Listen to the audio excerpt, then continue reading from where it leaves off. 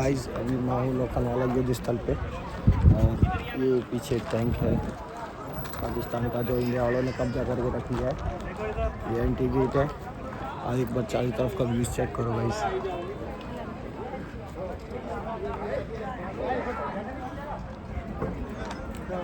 इसका अभी हम लोग जा रहे हैं मूवी देखने के लिए।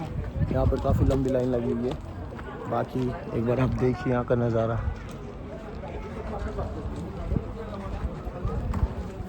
वैसे यहाँ पे फ़ोन तो अलाउ है नहीं गाइस, पर देखते हैं कितनी देर ये लोग करने देते हैं।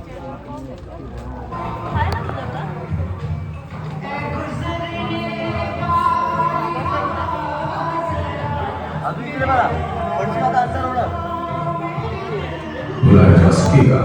प्रस्तुत है पश्चिमी मोर्चे पर लोंगेवाला का रण क्षेत्र, जिसने 1971 के युद्ध में एक निर्णायक भूमिका अदा की। सन 1947 में जब कश्मीर का भारत में विलय हुआ, तब पाकिस्तान ने कश्मीर पर कब्जा करने और भारत को अस्थिर करने की नीयत से भारत पर हमला किया। भारत ने कश्मीर में होने वाले हर पाकिस्तानी हमले का मुंह तोड़ जवाब दिया और हर बार उनकी घुसपैठ को नाकाम कर दिया। सन 1965 में पाकिस्तान ने कश्मीर को भारत से तोड़कर अलग करने की एक और नाकाम कोशिश की, जिसमें 17 दिनों तक चले इस युद्ध में पाकिस्तान की वो करारी अपमानजनक हार हुई, जिसका अंत ये हुआ कि पाकिस्तान को ताशकंद में युद्ध विराम के समझौते पर हस्ताक्षर करने पड़े। भारत को तोड़ने की कोशिश करने वाला पाकिस्तान हर बार अपनी कोशिश में नाकाम हुआ। भारत को तोड़ने का सपना देखने वाला पाकिस्तान सन 1971 में खुद ही डूब गया।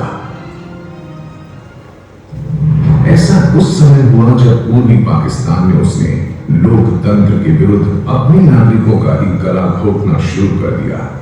आज का बांग्लादेश, जिसे उस समय पूर्वी पाकिस्तान कहा जाता था, वहां शेख मुजीबुर रहमान की अगुवाई वाली आवामी लीग पार्टी को पाकिस्तानी संसदीय चुनावों में बहुमत प्राप्त हुआ।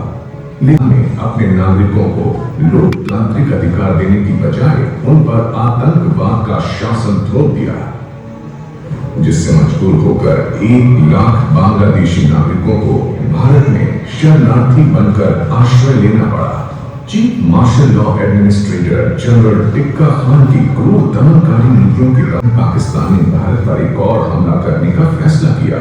बांग्लादेश से हजारों किलोमीटर दूर भारत पाकिस्तान सीमा पर राजस्थान की लोंगेवाला पोस्ट पाकिस्तानी हमले का शिकार बनने वाली पहली कुछ जगहों में से एक थी। 4 दिसंबर 1971 की रात में लेफ्टिनेंट धर्मवीर की प्लाटून को पेट्रोलिंग करते समय सीमा पार से हलचल का शोर सुनाई दिया। इस हलचल में उन्हें साफ साफ पता चल गया कि वहां बड़ी संख्या में टैंक हैं जो लोंगेवाला की तरफ ही आ रहे हैं। हमारी पोस्ट की तरफ बढ़ रहे हैं, हमारी पोस्ट पे हमला करेंगे सर। होगा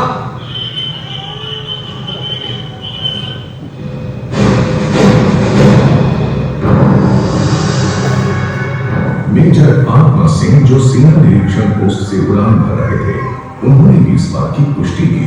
उन्होंने पाकिस्तानी सैन्य टुकड़ी की जानकारी दी, जो सीमा से 16 किलोमीटर दूर थी, जिसमें लगभग 3000 जवानों की इन्फेंट्री ब्रिगेड, 48 टैंक और 72 रन गाड़ियां आदि थे, और ये सब भारत पर हमला करने लोंगेवाला की तरफ ही आ रहे थे। लोंगेवाला ने भारतीय सेना की ये पोस्ट मेजर कुलदीप सिंह जानपुरी की कमांड में 23 पंजाब इन्फेंट्री सोल्जर्स और बीएसएफ की एक टुकड़ी ने संभाल रखी थी। इनके पास न तो तोपखाना था, न कोई टैंक सपोर्ट थी, न किसी तरह की बारूदी सुरंगें थी, और न ही वायुसेना की कोई सपोर्ट थी। तुरंत सैन्य सहायता, हथियार, गोला बारूद वगैरह की अर्जेंट हेल्प भेजने की रिक्वेस्ट की, पर मुझसे कहा गया कि मैं दुश्मन को रोकूं या फिर पोस्ट छोड़कर रामगढ़ की ओर वापस आ सकता हूं, क्योंकि कोई मदद 6 घंटे से पहले पहुंचना मुश्किल है। कोई ट्रांसपोर्ट न होते हुए भी आते हुए दुश्मन को रोकने के लिए मैंने अपनी पोस्ट पर डट कर रुके रहने का फैसला किया, क्योंकि यहाँ पर मेरे लिए और मेरे जवानों के लिए सब कुछ था। प्रोविजन, वाटर, आर्म्स और एम्युनिशन। आज की रात हमारे लिए इम्तिहान की रात है, क्योंकि एयरफोर्स कल सुबह तक हमारी मदद के लिए नहीं आ सकती और सुबह होने के लिए काफी वक्त बाकी है। जवानों, दुश्मन सामने खड़ा है। हम 120 हैं, वो पूरे टैंक रेजिमेंट के साथ है। कमान ने हमें पोस्ट छोड़कर पीछे हट जाने के लिए कहा है, मगर फिर भी आखिरी फैसला मुझ पर छोड़ा है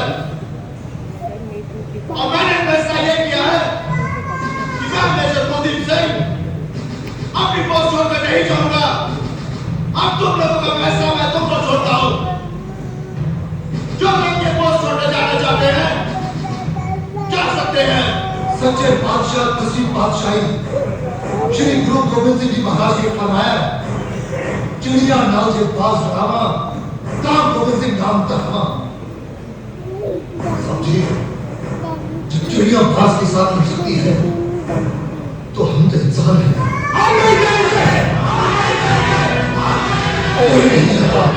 तो मैं ये समझूं कि तुम सब मिलकर मेरे साथ दुश्मन का सामना करोगे।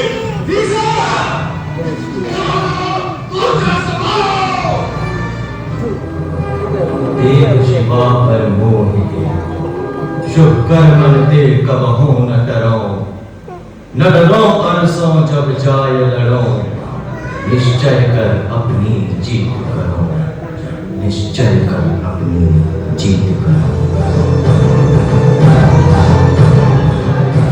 हमले की पहली दस्तक ठीक आधी रात के बाद हुई। पाकिस्तान ने अपनी मीडियम आर्टिलरी गन से फायरिंग शुरू कर दी, जिसमें बीएसएफ डिटैचमेंट के 10 ऊंटों में से 5 मारे गए। भारतीय सेना ने बहुत ही धैर्य का परिचय दिया। उन्होंने तब तक कोई फायर नहीं किया जब तक पाकिस्तान के बड़े टैंक उनसे 15 से 30 मीटर करीब तक नहीं आ गए थे। उन्होंने अपनी रिकॉयललेस राइफल्स संभाल के रखी हुई थी।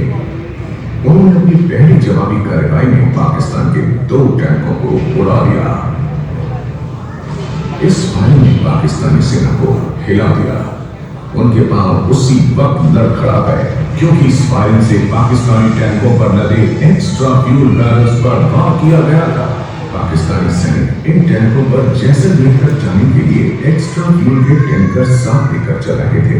इस धमाके से इन टैंकों में जो आग लगी वो इतनी ज्यादा थी कि ऊंचाई पर बैठे भारतीय सैनिकों को सारा मंजर साफ साफ दिखाई देने लगा, जबकि पाकिस्तानी सैनिकों के सामने आग और धुएं ने पर्दा बना दिया था। हमारी तरफ बढ़ती पाकिस्तानी सेना को रुकना पड़ा। पाकिस्तानी सैनिकों को कांटेदार तारे दिखाई दिए जो अंधेरे के कारण उनसे नजरअंदाज हो गए थे। वो सतर्क हो गए थे, क्योंकि उन्हें शक हो रहा था कि आसपास बारूदी सुरंगें बिछी हुई हो सकती हैं। पाकिस्तानी सेना ने बारूदी सुरंगें ढूंढना शुरू की और इस काम में उन्होंने अपने महत्वपूर्ण 2 घंटे गंवा दिए। सुबह की रोशनी में मात देने की तैयारी कर रही थी। पाकिस्तानियों ने 2 घंटे बाद फिर से इस पोस्ट को घेरने की कोशिश की, लेकिन वो नाकाम हो चुके थे, क्योंकि जब तक वो दूसरे हमले के लिए तैयार होते, उनके टैंक और बख्तरबंद गाड़ियां लोहेवाला पोस्ट के आसपास के रेत में धंस गए थे। भारतीय सेना की कंपनी बराबर नकली ने अपने से कई गुना बड़ी ब्रिगेड को राइफल, मशीन गन और मोर्टार के फायर से पूरी रात रोके रखा और उनके 12 टैंक तबाह कर दिए। इससे भारतीय सैनिकों का मनोबल बहुत मजबूत हो गया और पाकिस्तानी सेना के कमांडर्स को अपने हमले का प्लान विफल होता नजर आया। सुबह होने तक ही पाकिस्तानी सेना भारतीय जमीन पर पांव नहीं जमा पाई थी। वो बढ़ते ही आसमान में हमारी भारतीय वायुसेना के हंटर गिरना गए थे। उन्होंने हमारे शहर में घुसे पाकिस्तानियों पर बमबारी करनी शुरू कर दी।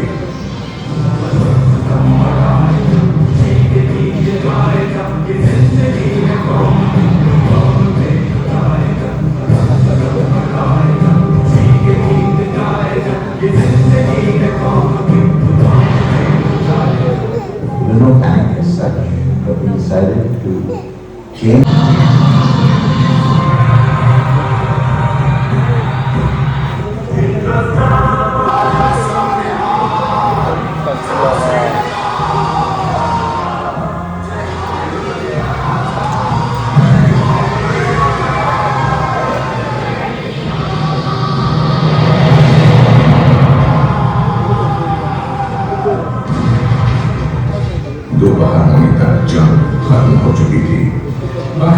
भारतीय सेना भाग गई थी या फिर मार दी गई थी।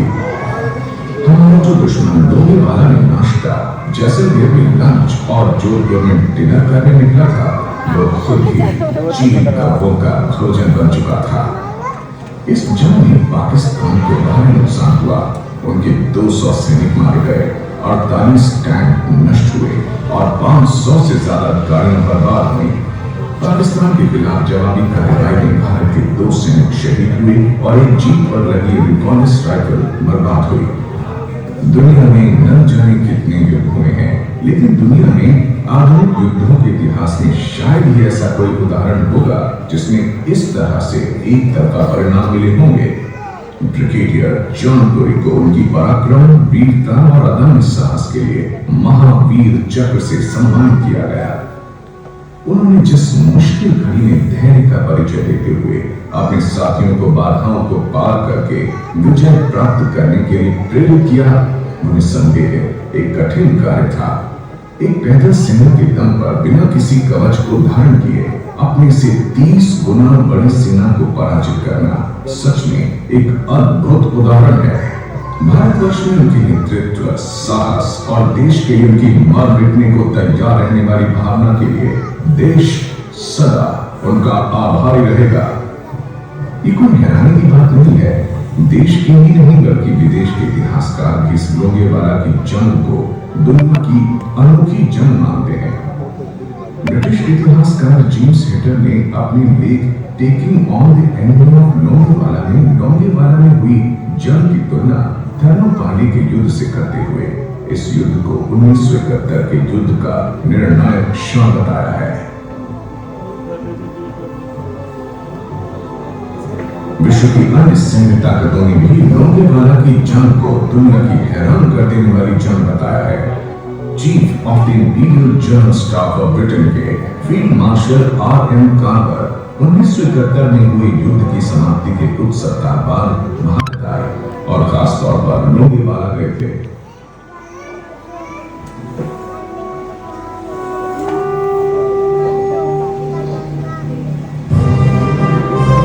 इस जंग में हिस्सा लेने वाली 23 पंजाब रेजिमेंट के जवानों की बहादुरी की तारीफ करते हुए इस जंग को अविश्वसनीय बाधाओं के विरुद्ध लड़ने वाली भारतीय सेना की उपलब्धि बताया। यदि हम लोंगेवाला हार जाते तो 1971 के युद्ध का परिणाम शायद कुछ और भी होता। पाकिस्तान को जोधपुर तक जाने का सीधा रास्ता मिल जाता और पाकिस्तान अपने मकसद में कामयाब हो जाता।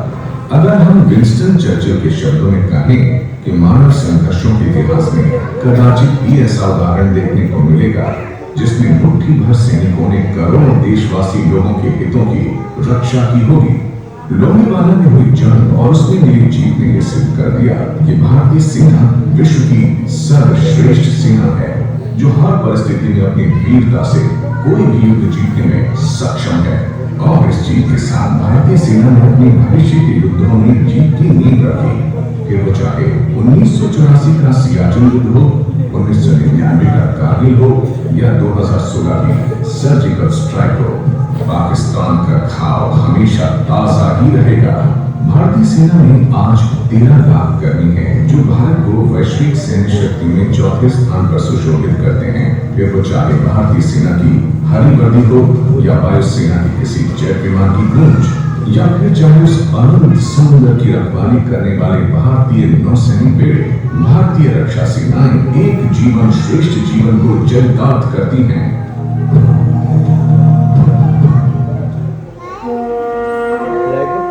धनुष उठा प्रहार कर, तू सबसे पहले वार कर।